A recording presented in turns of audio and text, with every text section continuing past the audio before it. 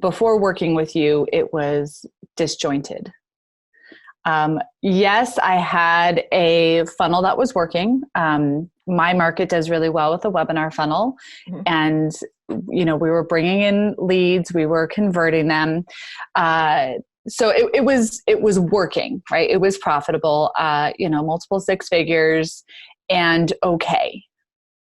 Also, my perspective of it is, because I did grow this thing myself, I played every role in my business and did all the things. I did my own marketing. I did my own Facebook ads. I did my own social media. I did my own webinar. I created the damn thing myself. I automated the whole thing myself. I wrote all my freaking emails. I did all my coaching. I did every fucking thing myself. Yes, you did. And you did it well. I did it to a point where, it is functional. It's working. And also I want to say, I was making money the whole way.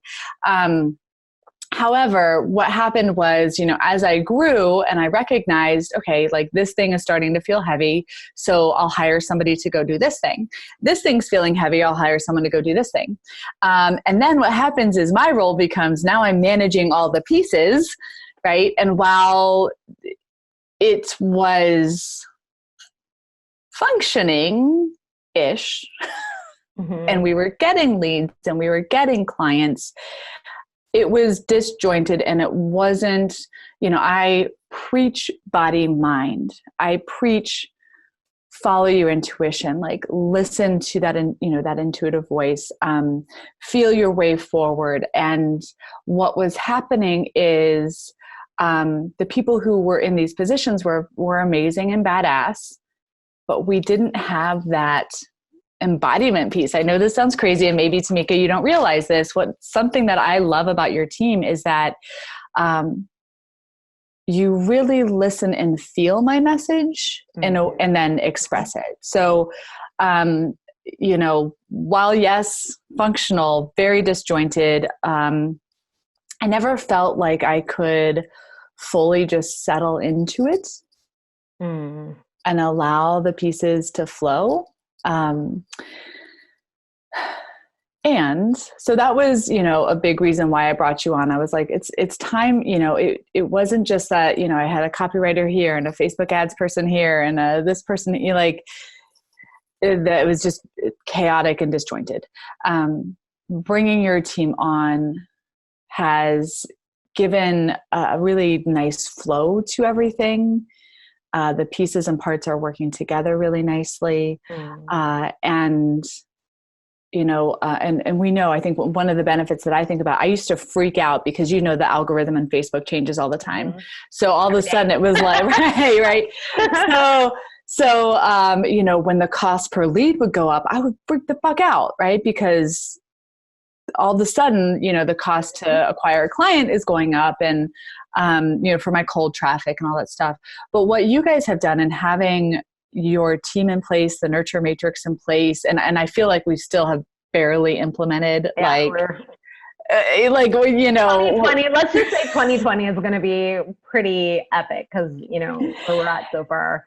It's insane. Like you still haven't implemented all the pieces and parts. Like I see them being built and everything.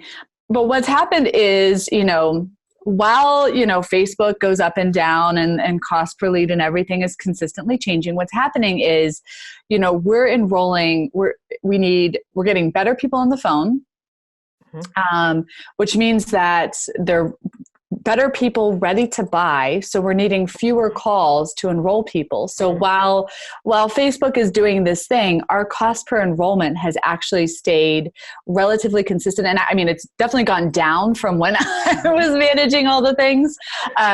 But it's also like the consistency in that, I'm not worried that Facebook ads and everything is changing and blah, blah, blah, because I know that every day, every week, it feels like we need fewer and fewer people to hit our goals.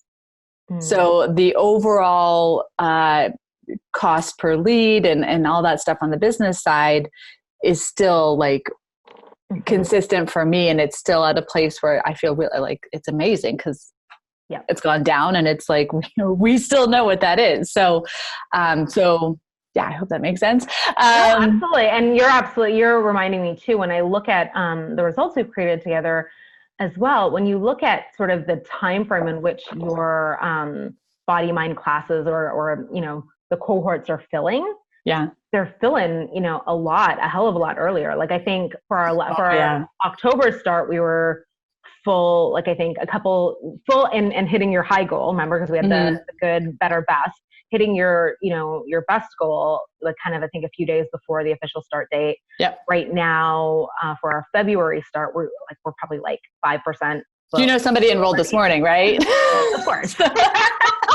Like, has it been one every day this week almost, I think? Almost, yeah. The program doesn't start until February. Yeah, we were, I was thinking about this morning. We were consistently around like 5 or 6 enrollments per month. And now we're at like 2 or 3 per week. Yeah. And not needing as many calls on the calendar to hit that. It was, for us, like we were struggling to hit you said we had good, better, best goals. We were struggling to hit that good goal, leading up to when we started. And now it's like, this good goal is going to be filled, before the end of the year. And we'll be, on track to hit the best goal by that February start date. So I love it. It's so good. Yeah. So and also I think for me, what I love about your team is that it's allowed me to step back from having to manage all the pieces and parts and actually do the thing that lights me up, which is talk about my mission and talk about my vision. Like I'm always blown away that, I love my calls with Tamika because it's not, let's plan out our marketing calendar.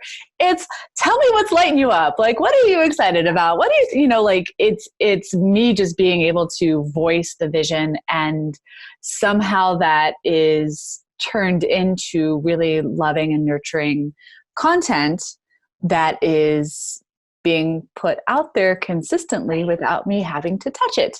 And if I do get to do something like a Facebook Live, you have a really genius way of doing this and you don't even realize it.